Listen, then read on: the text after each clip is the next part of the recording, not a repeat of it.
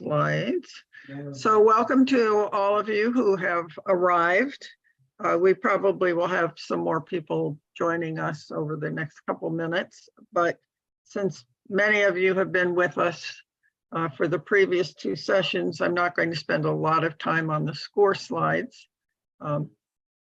I will say we've been around for a long time, over 50 years, and we've been doing the same thing for that long, and we've helped over 11 million people. So we think that's good, although I don't know that just helping people is our main thing. We hope to start businesses and help create jobs. That's really our bottom line.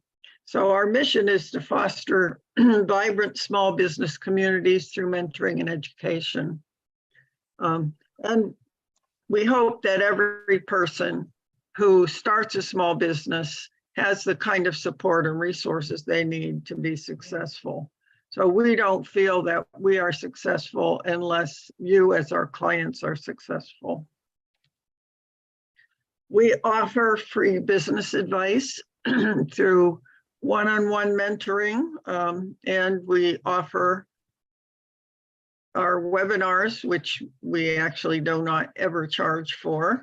But we also have a tremendous website where we share a lot of business templates and other types of resources. We also list there all of our upcoming webinars, so you can go there and sign up directly from the website. We're in process of setting up a YouTube channel with the recordings of all our webinars. So hopefully that will be ready in the next couple of weeks.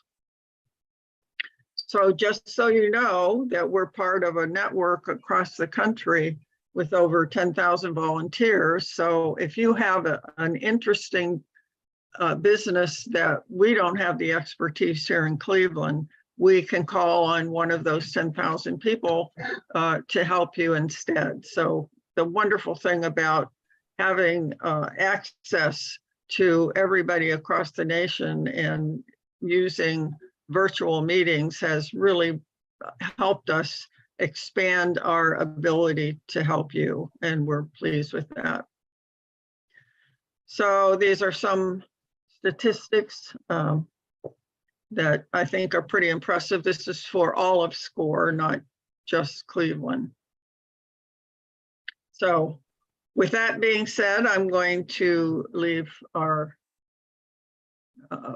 webinar up to Mr. Fedor, who is going to be taking over. Bob is one of our nonprofit experts, and we're delighted that he's willing to spend time with us tonight and give you all this wonderful information. So, Bob. Well, thank you, Anita. Yeah, my name is Bob Fedor, and for those that took Tuesday's webinar on starting a nonprofit in Ohio, I presented that. And like Tuesday, Anita Kayat, who's on this call, just did the introduction. She and I have 15 years of experience at SCORE. SCORE is a nonprofit. It's a 501c3. Now, I don't know if all of you, probably not all of you, took the session on Tuesday or the session last Thursday. This is actually the third session. The first one presented by Dan Yerman was general introduction to nonprofits. And do you know what it takes to start and to make sure you understand it's not a trivial exercise. The second one, which we did Tuesday, is on how to form a nonprofit in Ohio, how to get your IRS tax exemption status, and how to get a board and plan for going ahead. Today is on fundraising. We stressed on Tuesday that the huge issue is looking for funding opportunities. At least it's the biggest challenge, as we'll talk about over and over today, of a nonprofit is how to get the money to run your nonprofit. And I'm fortunate, or that I've had 15 years experience fundraising for SCORE, both in the Pennsylvania area around Philadelphia and here in Cleveland, the last 5 years here in Cleveland, Northeastern Ohio. And also Anita, who's sharing this panel with me today. She has a lot of experience working with the fund and grants area. I just want to say up front, and we'll state it again, next Tuesday, Anita will be leading the charge, talking about how to grow and how to make your nonprofit efficient. And then next Thursday, a week from today, we'll be specifically on grant writing and details of that. I hope to share the panel with her on those. So today our objectives are to look for where to look for funding opportunities, how to identify the opportunities relevant to your particular business, and things to consider about individual donations. Now, next slide. This is a general statement.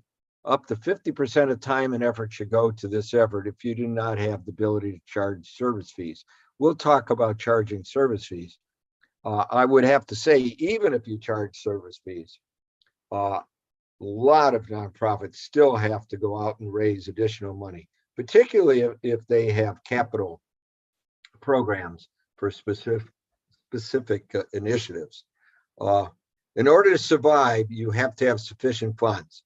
The thing you don't want to get into is, and if you understood the first session, the second session, you put money in, you can't take money out on your behalf. So if you're starting a nonprofit, you have to depend on getting funds from outside, unless you're extremely wealthy and able to fund it yourself. Next slide. Now, what are the nonprofit sources of funds? Service fees and sales of goods are about half of total revenue for public charities. Another 25% came from government contracts. So if you add those two, it's almost 75% comes from selling either your services to the government, any government, or you're selling goods and services. And we'll give examples in the next slide. So charitable giving only accounts in general for about 25% of nonprofit revenues. Now, examples of fee for services, of course, hospitals bill patients, and yes, hospitals for the most part are 501c3s. Museums ask for admission fees, theaters sell tickets, civic organization charge dues, colleges require tuition, high school, a lot of private schools require tuition. These are all fees for service. And as I said, though, even if they cover these fees for service, cover a big portion of their costs, they almost always have separate fundraising activities for special projects, particularly capital projects. So you never get out of the issue of fundraising. An example of fee for selling products is the Girl Scouts, most famous, and Girl Scout cookies, they are extremely successful, only about 27%. So almost 75% goes to supporting the Girl Scouts activities. Now, another good example here in Cleveland, public radio, public TV, WBIZ has an annual auction. Many people participate in that. You get subsidized videos or CDs or, all kinds of little gifts if you donate to WVIZ. You can also have balls or dinners where admissions include a sizable donation. A lot of SCORE chapters have dinners, award luncheons where they sell tables and get admissions, and that goes to their overhead, pays for their overhead. You hear a lot of charitable 5Ks, 10K runs, buddy walks, certainly, for cancer. And of course, there's the American Heart Association, Heart Ball. There's all kinds of ways to have selling products and events to raise money. Next slide. So when you look at the dollars, 2021, 2022 isn't over yet, so we only have 2021. Almost $500 billion charitable giving. That's a huge amount of money. We have an economy around 30 trillion. So quick one, so that's 1/60th. So that's like a percentage and a half of all the economy is charitable giving of the GDP. And of that, individuals, believe it or not, gave 67%. Foundations 29%, and corporations only about 4%. And this is a point I really want to stress. Most important to diversify. One of the things you don't want to do, and I'll be talking about this more, I hope, in other slides, is depend on one source of funding. It's, because one source can dry up overnight and you'd be left in deep doo-doo. Frankly, about 5 years ago, Cleveland SCORE, and I don't think I stated this up front, we are a 501c3, and so our activities are analogous to you folks in the audience, and our experience is relevant. But we about 5 years ago were very dependent on Cleveland Foundation, and they stopped funding for their own priority reasons, and we were in trouble, and had a hard time keeping our administrative capability intact in our marketing. And the answer to that is don't depend on one. If you need, for example, $50,000 to operate, instead of getting 1 or 2 donors, it'd be much better to get 10 at $5,000 than 1 at 50 or 2 at 25, because you're not that vulnerable. In this space, donors don't last long. They often change their priorities, and some foundations, like Cleveland Foundation I mentioned, they'll have a 3-year time frame on a grant, and they expect you after that time frame to be able to fund yourselves through other money. They just get you going. So you really have to diversify your source of funds. Next slide. Distribution. Where do these charitable dollars go? Religion is the biggest one. Education, human services, grant-making foundations, private society benefit. The good news is, despite COVID, almost every sector went up, with double-digit growths in gifts, specifically for arts, culture, and humanities, 27% increase, public society benefit, and environmental areas. During COVID, things really changed. And for example, Cleveland Foundation, while they weren't willing to give to us during COVID, they increased to like the Cleveland Food Bank and other social services, which from a priority standpoint, because of COVID, they felt it was much greater need than in adult education. Next slide. Now, when you look at individual giving, and that's where most of the dollars are, we believe in what's called the Pareto principle. 20% of the donors give about 80% of the money. And you have to identify who your highest yield donors are, and you have to be donor focused. Well, just, this is marketing 101, really, fundraising and working with donors. And what you learn in marketing is existing clients, existing customers, existing donors are the easiest one to get repeat business from. It's very hard to get new donors and new customers. So when you have a good donor, you have to communicate with them. You tell them how you're doing. You can't constantly tell them your progress and the needs, future needs. So the best you can do is, once you start getting donors, is communicate with them. Make sure that you're completely transparent. And because as a 501c3, and I hope you all understand what that is, we went into that in depth on Tuesday, you will report once a year, Form 990 to the IRS, and that gives every bit of data on your finances. So if you want to be tax deductible, you have a 501c3, you have to be transparent. And so your donors can see that, and the best thing for you to do is make sure those reports are good, and that you continue to tell your donors the good job you're doing and what your future needs are. Now, individual giving. You must have budget projections up to date and available to show potential donors.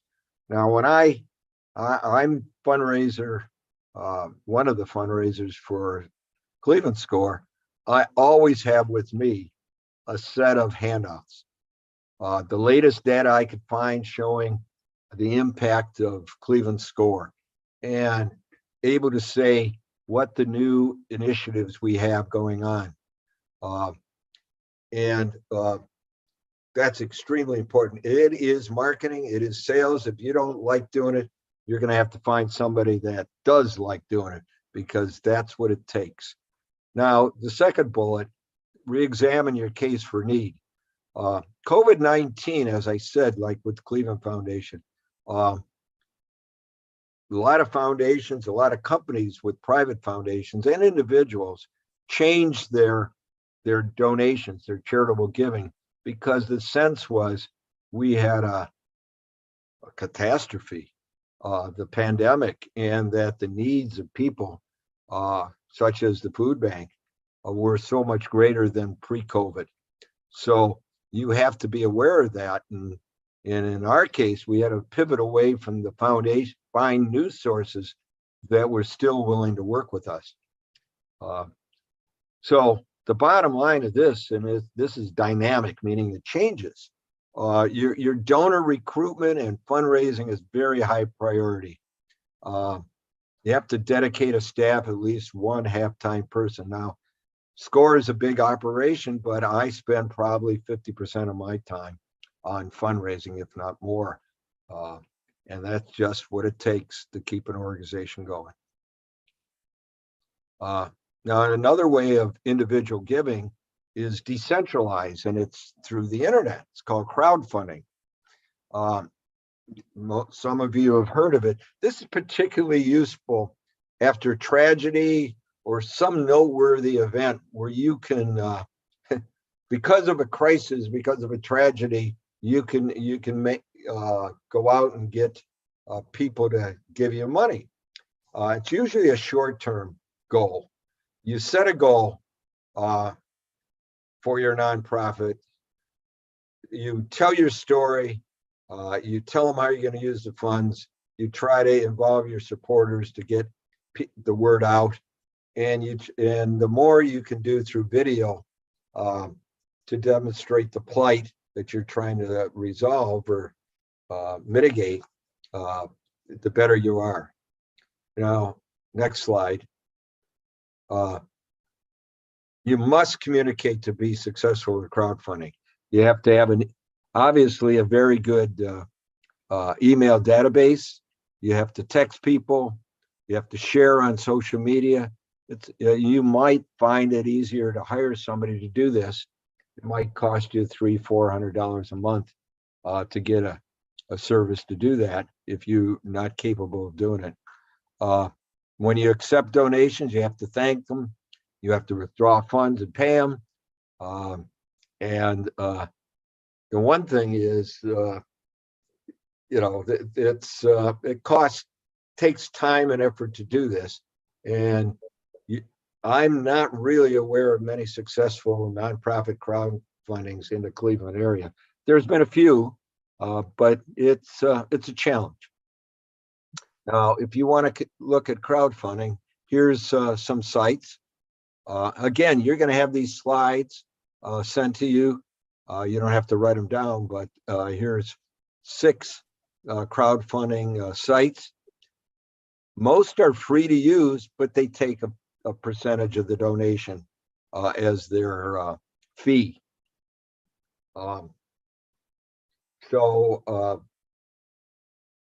Next slide. Now, this I think is very important. Many nonprofits overlook legacy gift. I'll just say there's 3 areas here. Number one, people like me who have retired and have IRAs, they're required after age 70 and a half to withdraw a certain percentage of that every year of that IRA. And that withdrawal is completely taxable to me unless I give it to charity. And that many people find this, it's called RMD, required minimum distribution, that if you can identify the potential donors that have RMDs, who intend to use RMDs, it's a wonderful way for them to give. They get the tax reduction, exemption, and you get the money, but you have to make sure that you identify who can do that. Another way is qualified distributions, funding distributions through a brokerage. Some people, and it doesn't matter what their age is, they feel that they don't want to decide on how they want to do their charitable giving. So they set up this fund with a brokerage, and along with the brokerage, they'll decide on where that money should go. And then there's a third one that most people don't realize. A lot of people who are working give to United Appeal or United Way. And it's often a requirement of their job. That at least there's a lot of pressure on white collar workers to participate in these programs at many companies. Well, people don't realize any 501c3 can get money from the United Way, and they take a small commission from it. And SCORE has gotten funds that way, where people can distribute their United Way to SCORE or to any nonprofit. So you as a nonprofit, you have to be aware that these programs exist, and you have to educate your potential donor base that that's a way that they can use they could fund you while using their charitable giving. Next slide. Okay, what we're going to talk about is granting sources. There's corporate giving programs for nonprofit startups. There are not a lot of those. There's grant giving, private foundations. There's a lot of those. Federal nonprofit grant programs and endowments we'll talk about. There's a lot of state, even county and city funded grants. And we'll also give you some bonus tips on startup grants. Now, Matt, one of the things that people don't realize is, and this is why it comes down to marketing 101, you got to understand who you're talking to about giving your donation. you have to ask the donor if they're an employee of a company that matches. Or on the other hand, many companies also have programs where they encourage their employees or their retirees to volunteer for nonprofits. They get credit for that. So those are, I think the next slide gives some examples of how big a deal this is. There's an estimated $4 to $10 billion a year in matching gifts that goes unclaimed. 65% of the largest companies offer matching gifts. Over 18 million people. The workforce is probably 160. So 10% of the individuals work for companies with matching gift programs. And at least $2 to $3 billion are donated through these. And the interesting things, donors say they're more likely to donate, and they'll give a larger gift if they know that matching is applied. So this is a synergy. If you could find one donor, for example, who works for IBM or ExxonMobil, or we'll show you a list, General Electric, and they're willing to maybe give $1,000, well, they might be able to get $2,000 in matching. Or if it's 5,000, they could get 5,000 more in matching, whatever. That's a big deal. But it's up to you. They may not know, but it's up to you to push. And when you identify donors, to find out where do they work and do they have programs. I think the next slide gives some of the, yeah, here we go. General Electric, BP, Gap, ExxonMobil, Johnson & Johnson, Microsoft.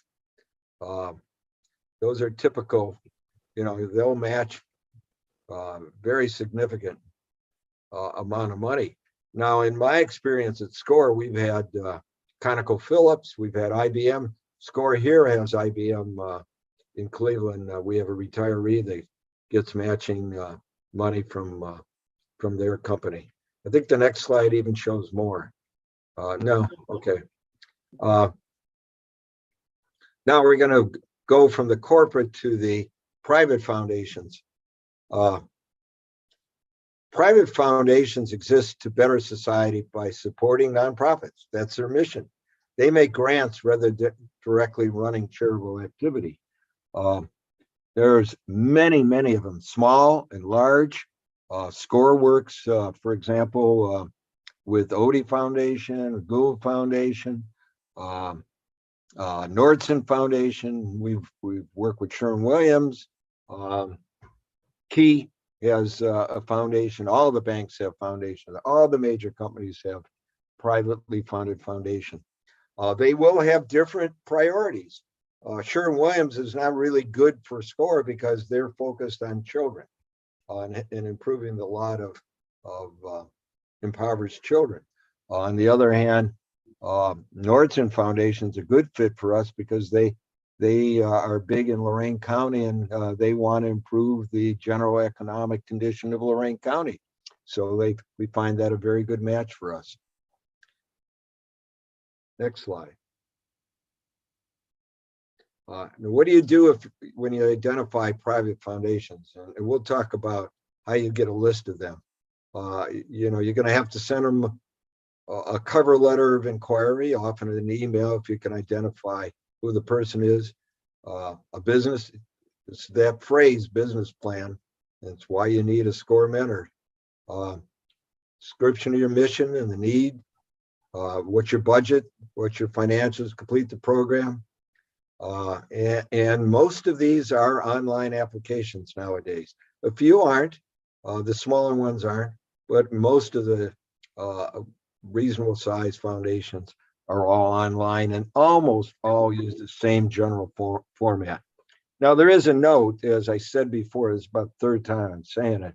COVID screwed up in my mind, changed the priorities of many nonprofits. So you really have to see if they're still interested in your area. So it's about matching their current interest with your mission. and you have to do the work to find these people that can do that. Next slide. Again, here's some of the private companies that have huge foundation.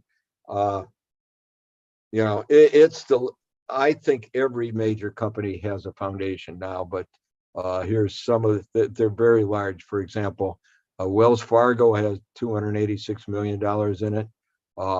We did get money from Wells Fargo a few years back.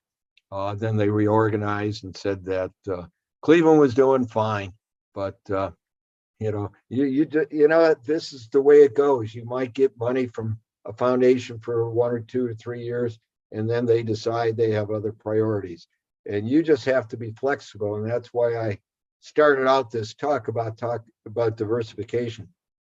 You cannot sit back, even though existing donors are the easiest one to renew and the most important ones to renew. You can't count on them, and certain percentage of them will drop off every year, maybe 1 out of every 5, believe it or not. Next slide. Okay, now if you want to find who is given grants, www.grants.gov.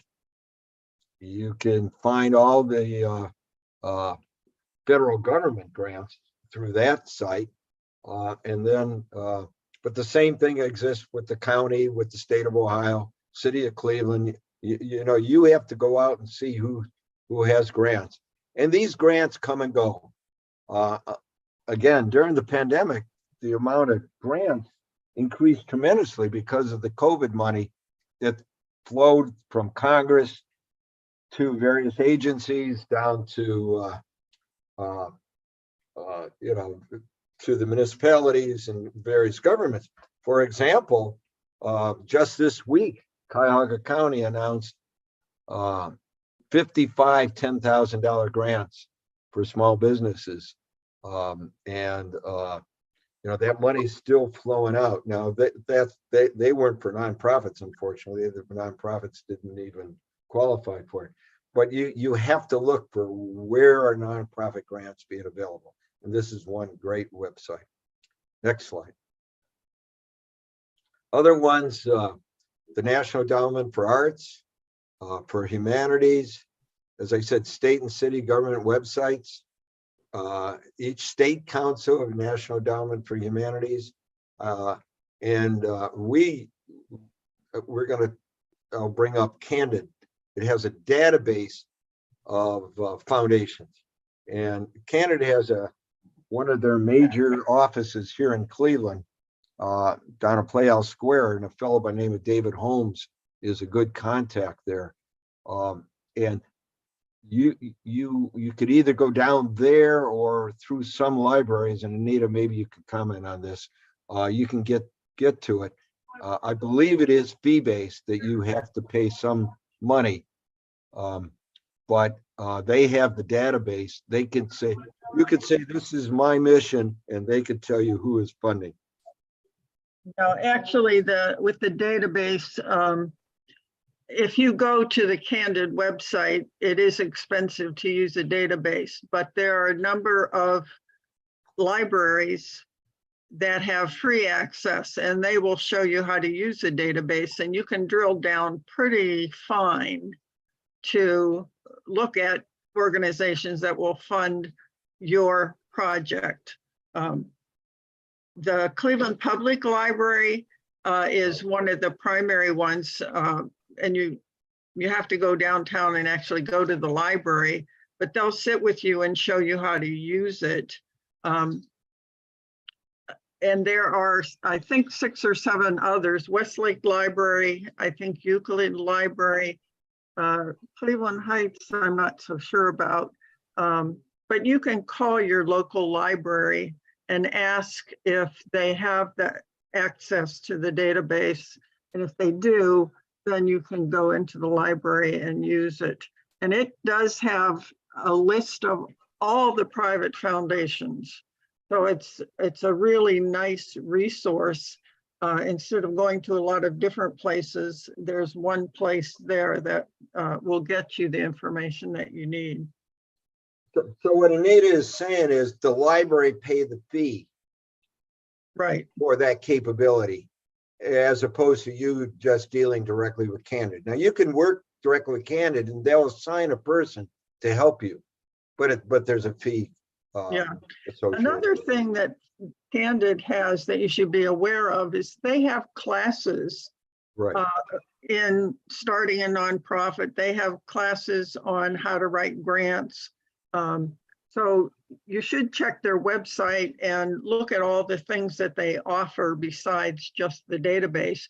You can also find out information on other nonprofit organizations. So it's a good resource. Okay. Now here's a list of 4 more websites that you should look at.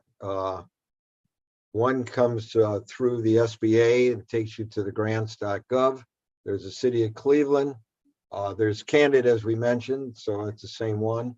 And there's the state of Ohio, which talks about grants, loans, tax incentives specific to Ohio. The Ohio one is you should check fairly often, because when they get a bolus of money, they'll offer grants in a particular area, but when the money's gone, it's gone. So you have to keep checking their website to see what's available at any given time. And I think kind of the same thing with the city of Cleveland. Yes, yes. So it's something that, you know, maybe once a month you go to the website and check to see what's new and see if it's something that's relevant for you. Okay, now, I am not a woman. Anita is. Anita, do you have experience with any of these?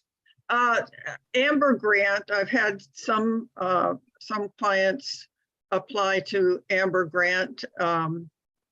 They're pretty rapid in giving money. There's a lot of competition and you have to keep applying. So I just tell them, you know, go to the website, look at what's required, and don't hesitate to keep applying. And I would say that's true for any of these grants. Don't give up. If you apply once and they reject you, apply again. Anita, I assume all these are online? Yes, they are. And some of them, some of them are very specific about what they'll fund. So you have to go to each one of them and look and see, does it apply to me? I think FedEx, you have to have some relative that works for FedEx. So there are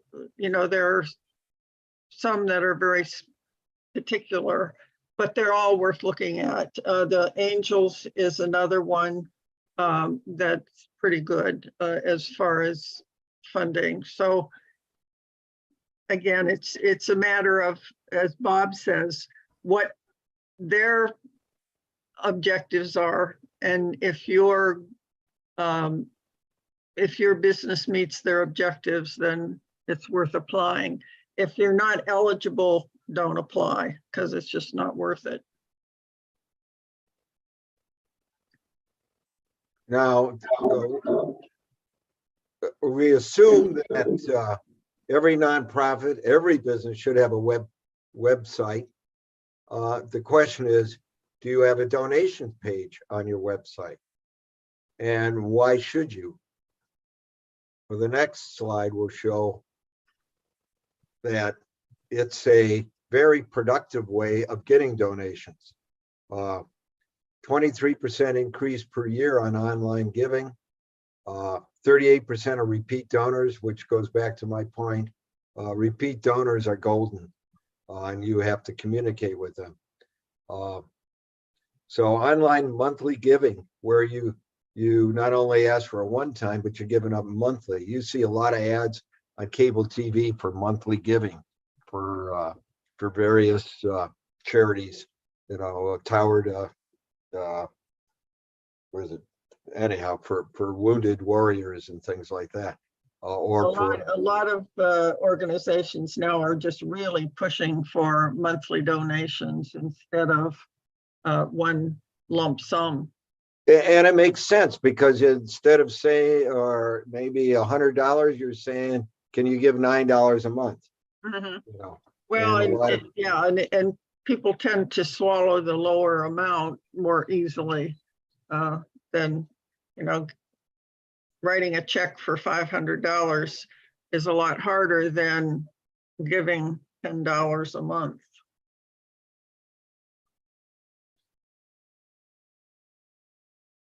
so the question is, no, that's all right. Sorry. Next slide. Yeah. What is the perfect donation page? And how you can raise more money than ever? Well, you know, you need to, the thing about donation page and social media and websites is you have to engage. I think most of you should be aware that people have an extremely short tolerance for looking at a page, website page, and you have to engage people instantly when they see it. And that, again, it goes back to marketing. And the next slide will this is a cute Dilbert. Dilbert happens to be my favorite cartoon, but if the process is too slow, too complicated, it doesn't work. You know, if people take too much time to explain, you know, there's no patience for it. Now, this is a very strong one that I do donate online, and absolutely I will not create an account to make a donation. It does, very few people will go through with it, because when you have to create an account, you have to give information that most people don't really want to give. And this is a bad idea. And yet, on the other hand, you know, once you make a donation, you have to give them the information so that you get your receipt. So you ultimately get the information anyway. Right. But you're But not. people are turned off if you ask for it up front before you decide on making the donation. Absolutely. So once they decide to make you a donation, they'll give you the information. Right. So you have to keep a donation page as concise as possible. Try to use video. Ensure your branding is consistent with the rest of your website. How are you going to use the money? You have to be transparent. And this is another thing. Almost 2/3 of the people now, I believe, are doing it through a mobile phone as opposed to a desktop or a computer. You have to make sure that it's optimized for mobile. And you have to instantly come back and thank any donor that comes through.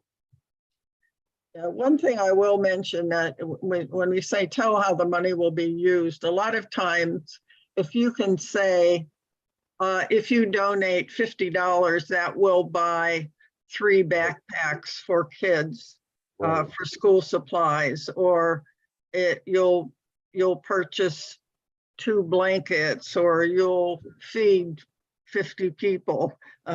So if you can personalize how the money's being used, people are more likely to donate. So keep that in mind. And if you want to use SCORE as an example, one thing I tell people is if we have, last year we created, 400 jobs, if we can recruit more mentors and spend more money on marketing, we'll create not 400 jobs, but 400 new businesses. Maybe it's 500 new business. So you could set up a mathematical for every dollar that you get, what is the impact on your mission's outcome? Yeah, and this some of the technicalities. Yeah. It's not easy, and you may need to help. You got to make sure your donation page runs on multiple platforms, and it often doesn't. And you got to make sure your website's secure because you're collecting data, financial data. So you may well need to have a consultant, and SCORE can help you a bit to make sure that you have an absolutely transparent and secure system. Right. And you should also make sure that you have a donate button on every page on your website that leads to your donor page. So a call to action on each page. Okay, we have a few bonus tips. I think Anita put these together, but yeah, but I really believe in this one. Find an established nonprofit similar to your own. Reach out, introduce yourself, ask about its early days. You want to understand what worked for them. Now, what I do at SCORE, there's 40 other chapters around the country. I reach out to them often and find out who are your donors? Are they national donors? What works, what doesn't work? So it's very simple for SCORE because we are cloned 240 times around the country. But there's also other nonprofits serving, small businesses that I keep in touch with and see how they're getting money, what programs are they doing, even though they may be competitive to us. It works. And I'll give you an example. We have a sister chapter in Akron, and I was looking at the website. I see, oh, they get money from First Energy. Gee, I never thought of going to First Energy. So I'm in the process now. In fact, it's been accepted as a application. They're very interested in supporting Cleveland SCORE, and I had no idea if I didn't look out into Akron to see they had something with First Energy. You just never know. Again, this is marketing. This is looking out for qualified donors. Qualified donors are the ones that are already giving to like-minded charities. And that's who you have to identify. There are other benefits too of networking with similar nonprofits because you can pick up operational hints and recruitment for volunteers, all types of information that might be useful. So it's a good strategy. Well, and we also talk about just extending that thought, Anita, that we talked about last time, that if you're not really established and you're sort of a startup nonprofit, you can associate with an existing one and help.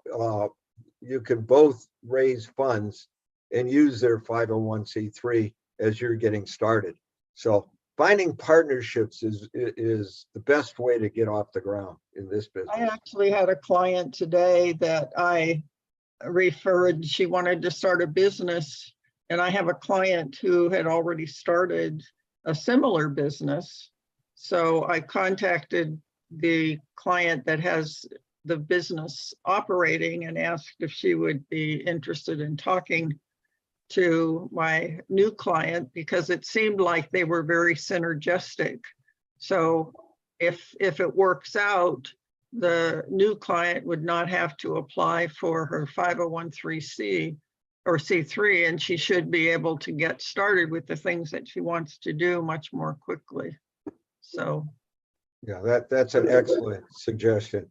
Now, this is a technicality you may or may not be aware of, but once you apply to the IRS, you can start securing your funding. You can tell them you've applied, and they will get credit for it. This is a little surprising that exists, but that is a fact. So you don't have to wait until you get your formal notification of your 501c3 to start your fundraising. right, it's retroactive to the day that you submit your application. Oops, was that the last slide?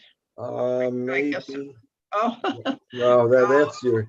I clicked on the IRS link. Okay. Sorry about that. So, Oh, yeah, okay. grant writing. Practice your grant writing skills. Well, the first thing I'm going to say is next Thursday at 7 o'clock, Anita is going to go in incredible depth on this subject. Now, personally, I do the grant writing for SCORE, most of it. I think maybe last few years, all of it. And don't hand this off to somebody that doesn't really understand your organization or your mission. You can hire people to do it, but you really have to explain to them what you're doing. You also can't, and like in our case, we have new members. If I ask them to write a grant application, say, for example, to KeyBank, they won't know the background to be able to write it. It takes time. Typically, it takes me at least 2 days of work, depending on the particular site, and some are more complicated. Unfortunately, in your proposal, there's a lot of boilerplate has to be put in, included, both on your organization, on the demographics you're serving, lots of details. It depends on the target clients that you have. Who are you serving? They're going to want to know all the census data about that, and it takes a lot more digging than you think to answer these questions on these portals. What's happened in the last 10 years? This used to be a fairly informal. You write a request. You think you put all the information in, and maybe they give you some guidelines. But now almost every foundation has an online portal that they get from a national organization that has standardized questions that go in a lot of detail on your organization and on your market. Now, we mentioned Candid before. They do have grant writing classes and for fee that somebody that's certainly worthwhile. Now, we at SCORE, we have a team of including Anita and I, and probably 3 or 4 others who have had experience in it. So if you want to do it, we won't write it for you, but we sure as heck would comment on your grant writing and help you optimize it. And interestingly enough, some of the organizations asked for interesting information, like what's your diversity and inclusion policy? Yeah. What are you doing about the impact of climate change?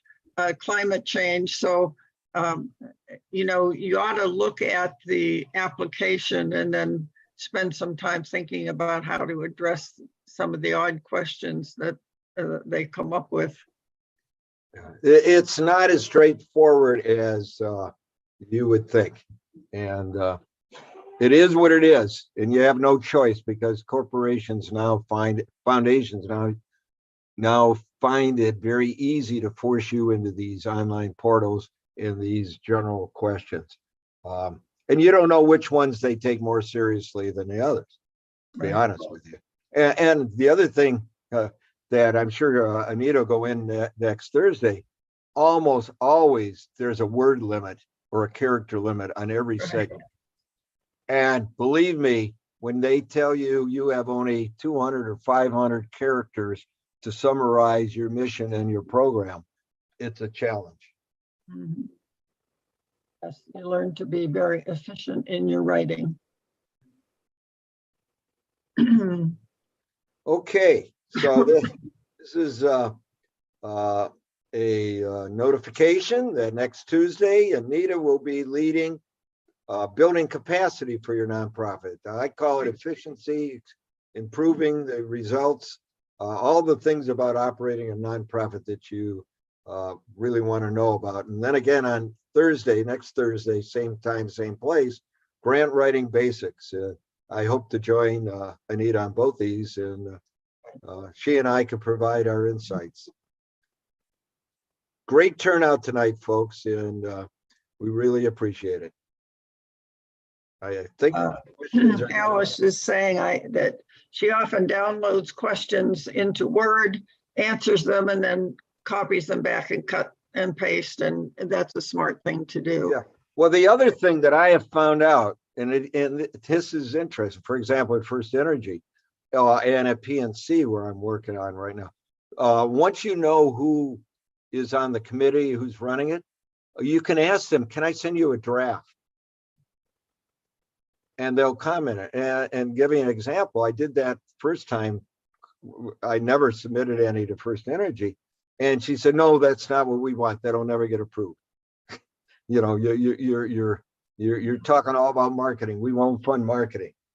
And I said, okay. So I had to change focus. But this is all back to marketing 101 when you're trying to get a grant.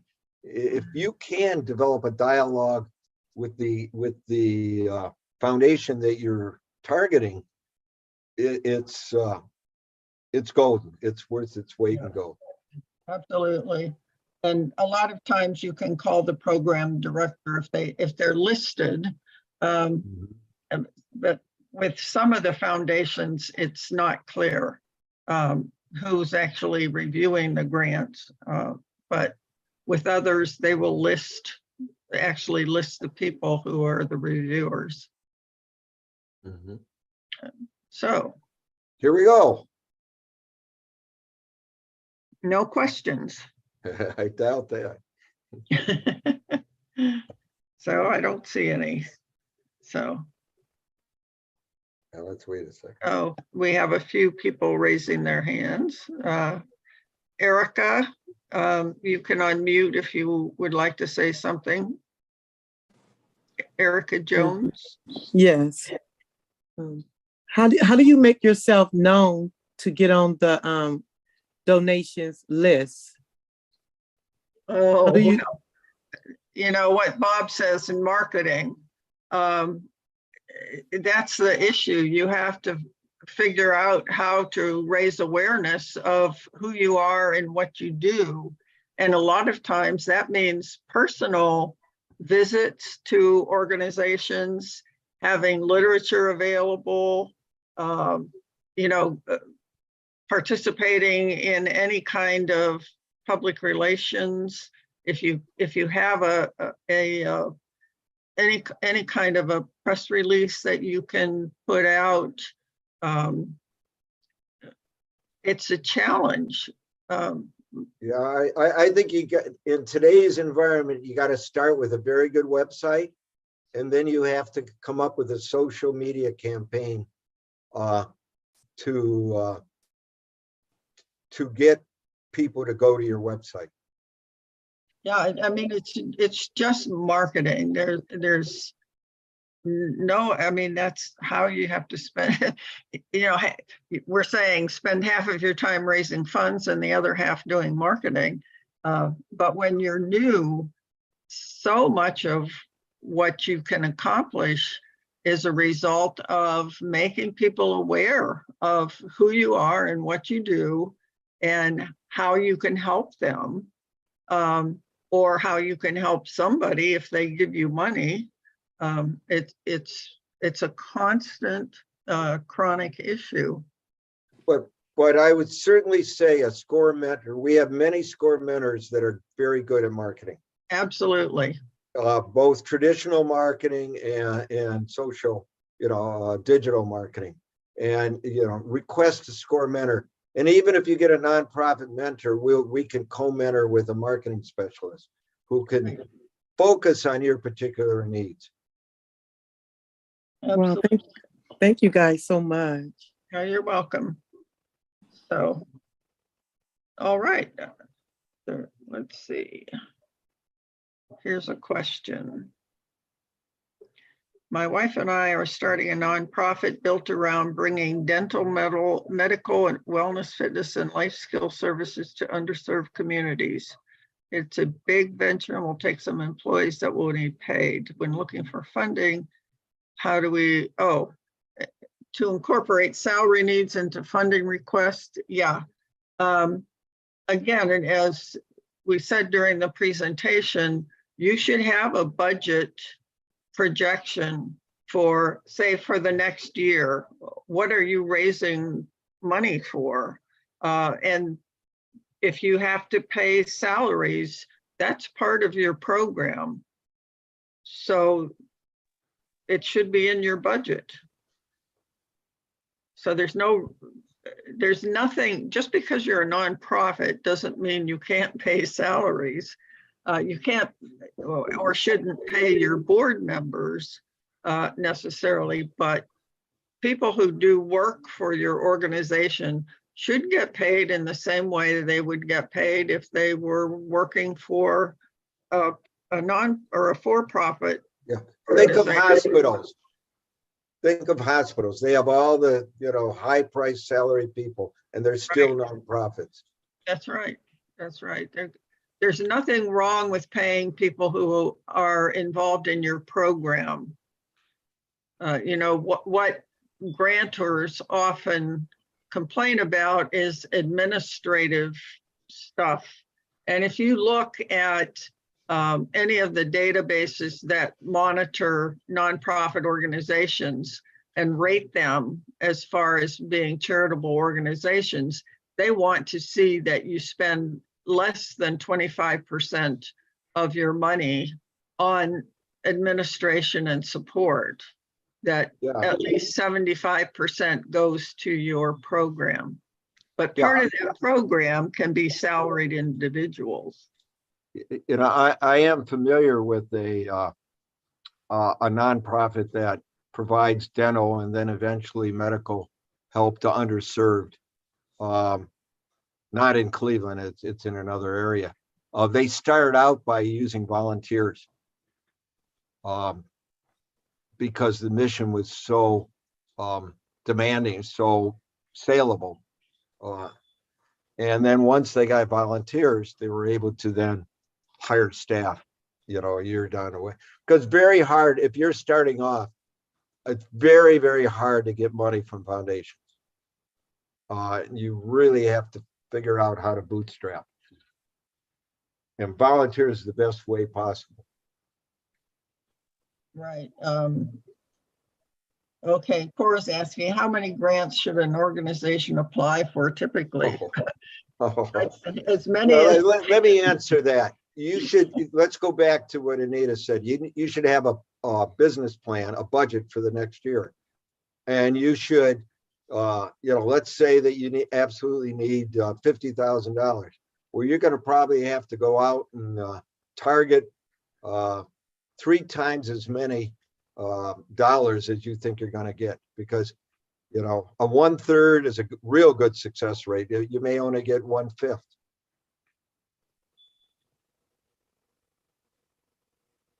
But you got to start out by what you're planning. You can't say, well, I need 50,000 next year. I'm going to settle for 50,000 in grant requests, because then you're only going to get $10,000 probably. Well, keep in mind, there's nothing wrong with applying to a number of different organizations for exactly the same program.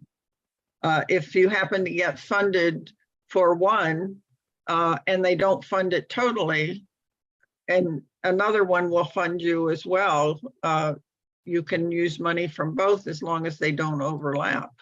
Well, and as we talked about last week, the cycle to get funding is so long, 9 to 12 months. Right.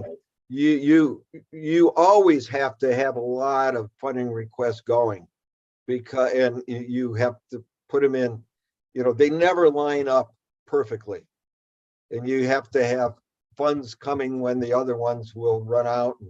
And it's a challenge.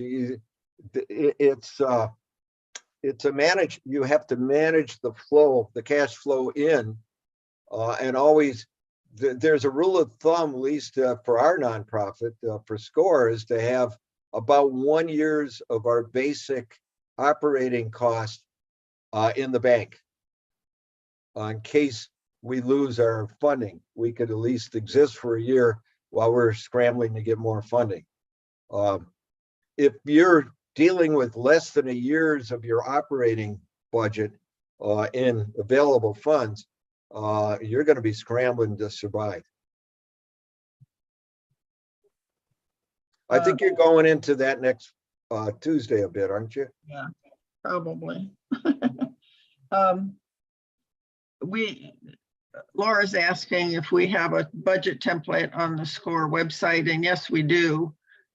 We have a financial template, but again, if you have a SCORE mentor, that person can help you as far as helping you allocate how your expenses should be identified in your budget.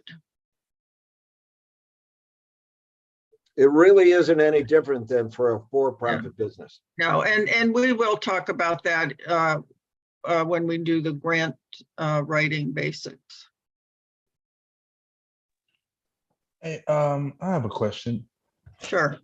With the nonprofit business, the correct way to go about it is you should start doing fundraising first, then actually to fund the programs. Then I think I'm just trying to find a great trajectory of like steps in place. So Yeah. if you're a new startup nonprofit, you're low on cash, the best way to try to, I guess, get more brand and markability is to start doing like fundraising events, partnerships with big companies for fundraising events. You could do that, yes.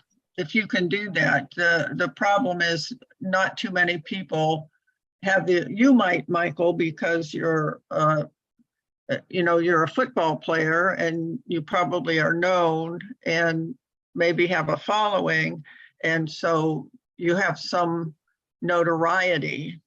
Most people starting nonprofits don't. Yeah. So it's a lot harder for them to raise money. And the catch here is until you get your 501c3, it's very hard to raise funds. Yeah, or at least apply for the 501c3. Yeah.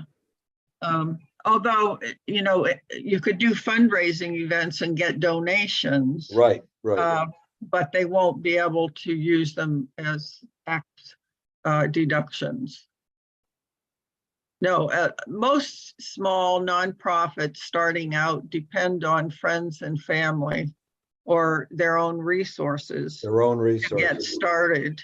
And then start building a network. If you get your friends and family involved and get them to donate, and then maybe they reach out to their networks and get people excited about it and get them to donate, you start building a circle of donors, and then you also start building awareness. And as you do that, then you can start applying for small grants and so forth because you have some credibility, but it takes a while to build that up. So let me see if we have any other. Okay, no, I think we've answered the questions. And I will remind you all that you will get a survey tomorrow or the next day.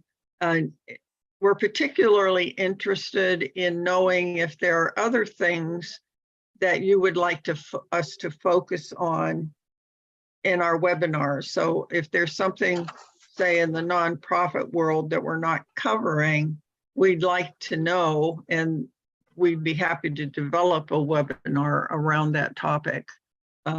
So be sure to answer your survey. And we thank you very much for spending this time with us. We appreciate your supporting SCORE, and we hope that we're able to help you in a small way, moving your business forward. And hope to see you next Tuesday at 7 o'clock. Absolutely. So have a pleasant evening. And you